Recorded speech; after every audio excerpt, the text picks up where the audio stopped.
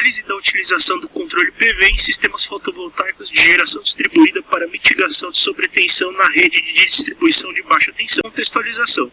A potência instalada no Brasil aumentou e atingiu o nível de 55 gigawatts, correspondendo a um total de 22,2%. Desse total, 37,4 gigawatts são provenientes da geração distribuída. Com esse aumento da produção de energia solar proveniente da geração distribuída, ocorrem alguns fenômenos como o fluxo reverso, principalmente em horários críticos, com o aumento da alta encadência e baixo consumo. O aumento de sobretensões acima dos limites estabelecidos pelo PRODIST, especificamente no módulo 8, e normas específicas já tratam sobre esse assunto, principalmente a I3E 1547 de 2018. Possível solução, Drup PV, que ele apresenta um baixo custo por ser habilitado via software em inversores. Ele apresenta um controle da tensão a partir da potência ativa. Ele é utilizado em redes de baixa tensão devido à sensibilidade à potência ativa, ou seja, a razão R sobre X alta. Pode ser feito controle autônomo e local, sem a necessidade de conexão com a rede. O objetivo do nosso trabalho é avaliar a viabilidade técnica, impactos econômicos e desafios para o controle Drup PV. Nós temos um exemplo de uma curva típica do controle PV, onde é mostrado que tensões abaixo da tensão mínima, a potência é igual à potência nominal. Para tensões acima do estabelecido como valor máximo de tensão, a potência é zero, e valores de tensão entre mínimo e máximo seguem essa equação. Metodologia do nosso trabalho.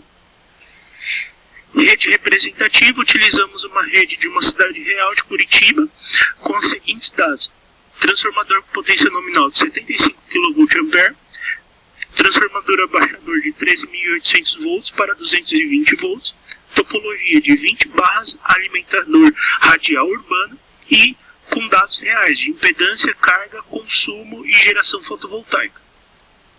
Aqui nós temos a representação, a modelagem da nossa rede no software utilizado. Bom, de posse da rede representativa, a gente consegue mapear os nossos casos de análise, partindo desde o caso 1, onde a gente vai ter a potência zero, até o caso 2, onde a gente vai ter os dados reais de potência máxima da Copel, e a partir daí a gente aumenta de 0,05 kW para barra 14, e a gente reflete nas demais barras, tendo esses acúmulos de potência média total, como a gente vê na tabela abaixo.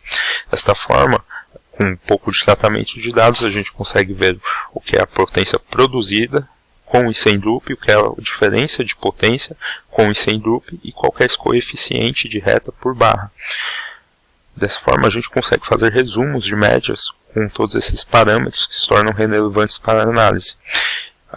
Tirando algumas análises importantes, como por exemplo, como a gente definiu que o nosso limite seria o PRODIST módulo 8, que ficaria entre 5% e 10% o nosso Drup, a gente consegue ver que a tensão sem o Drup descola muito do padrão, onde fica o máximo da rede, como a gente vê nesse primeiro gráfico. Já a variação da diferença de potência média por caso aumenta conforme a gente consegue ver, ou seja, o demérito de potência é tão maior quanto você aumenta nesses casos com Drup.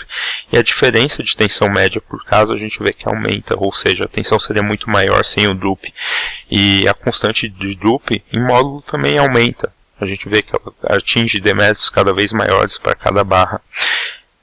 A gente consegue ver isso representado no caso 10, por exemplo, onde a barra 9, que é uma barra um pouco mais marginal à rede, ela já tem um demérito de potência, uma tensão muito maior, que chega a quase 25% do PU, sendo que com valores com o Drup ativado, ela fica numa faixa razoável de tensão.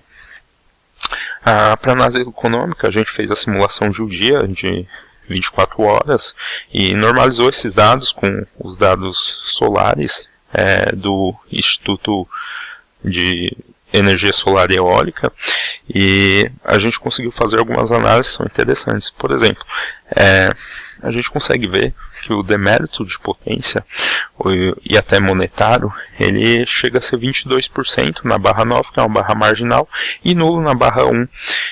mas na média ele acaba sendo 3,77. Então o nosso drup tem uma característica assimétrica. E a gente vê com isso desafios para compensar esse serviço ancilar prestado para a rede, dado que ele funciona e ele tem essa assimetria.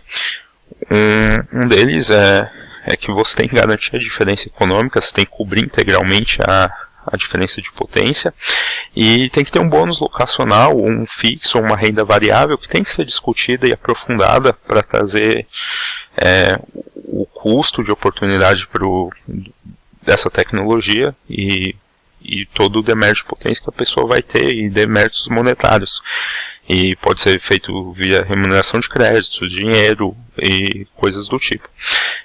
Um desafio para a implementação é que você tem que ter medições confiáveis, garantindo que você vai recompensar o consumidor integralmente, e tem que tratar da simetria local, e é necessário padronizar e coordenar isso com outros controles para que você não tenha uma dupla compensação ou uma meia compensação, e tem ser considerado o custo de habilitação do drup, o custo para tratamento e governança desses dados. Como conclusão do nosso trabalho, a gente vê que o drup funciona, ele é extremamente eficaz em trazer atenção para a normativa que você está procurando, no nosso caso entre 5% e 10%, e que ele melhora a operação sem a necessidade de uma comunicação externa, e ele faz isso com baixo custo, que é uma implementação via software, mas ele tem esse caráter assimétrico, que pode, no nosso caso, variar de 0% a 22%, e em média 3,8% do demérito de potência.